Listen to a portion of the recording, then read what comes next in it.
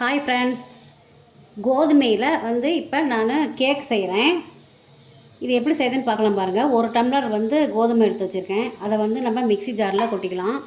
இப்போ நாட்டு சக்கரை ஒரு டம்ளர் எடுத்திருக்கேன். அதிலே கொஞ்சம் சின்ன டம்ளர் அளவு எடுத்து அதையும் இதிலே மிக்ஸ் பண்ணிக்கலாம். அப்புறம் ஏலக்காய் ஒரு 4 ஏலக்காய் எடுத்துருக்கேங்க. அதையும் இதில் போட்டுக்கலாம். இட்லி சோடாப்பு கொஞ்சம் அதில் சேர்த்திக்கலாம்.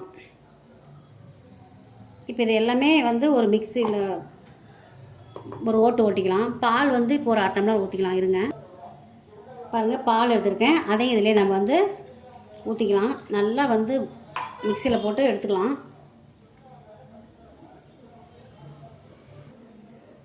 இதில் ஆயில் கொஞ்சம் சேர்த்திக்கலாங்க, ரீஃபண்ட் ஆயில். உங்களுக்கு எது தேவைப்படுதோ நெய் கூட ஊற்றிக்கிறதா ஊற்றிக்கலாம். இப்போ இதெல்லாம் மிக்சியில் போட்டு நல்லா 2-3 ஓட்டு நல்லா நைஸாக ஓட்டிக்கலாம். பாருங்கள், நான் ஒரு 5 டம்ளர் எடுத்துருக்கிறேன். இந்த டம்ளர்லாம் நம்ம ஆயில் சேர்த்தி அதுக்கப்புறம் நம்ம குக்கரில் வச்சு கேக் செஞ்சிடலாம். கோதுமை கேக்கு. இப்போ ஆயில் நல்லா தடவிக்கலாம். நம்ம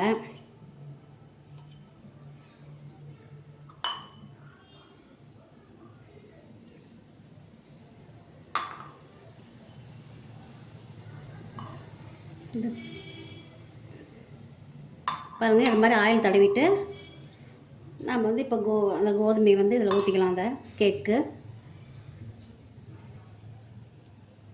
1/2 டம்ளர் ஊற்றிக்கங்க, இல்லைன்னா ரொம்ப மேலே வந்துடும். இது ரொம்ப ஈஸி தாங்க. ஒரு 15 நிமிஷத்தில் இதை நம்ம ரெடி பண்ணிடலாம். ரொம்ப உப்பி உப்பி வரும்.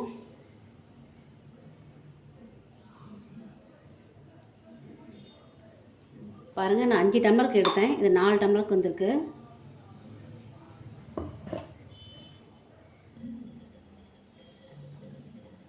பாருங்கள், குக்கர் நல்லா சூடேறிடுச்சு. இப்போ ஒரு 15 நிமிஷம் தான் நமக்கு டீ கேக்கு ரெடி ஆயிரும்.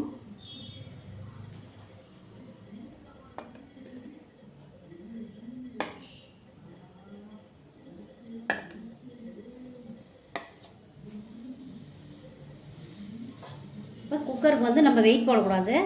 அந்த இது பெல்ட்டும் நம்ம எடுத்துடணும். இப்போ இதை நான் ஃபிட் பண்ணிடுறேன். ஃபிட் பண்ணி ஒரு 15 நிமிஷம்.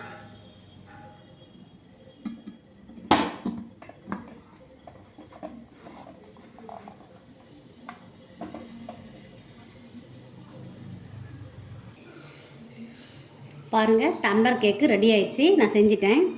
பாருங்கள், நல்லா சாஃப்டாக கிடச்சிருக்கு.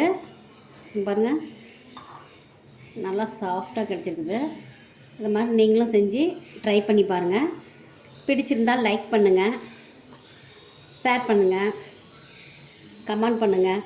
பக்கத்தில் இருக்கிற பெல் பட்டனும் கிளிக் பண்ணுங்கள். தேங்க்யூ.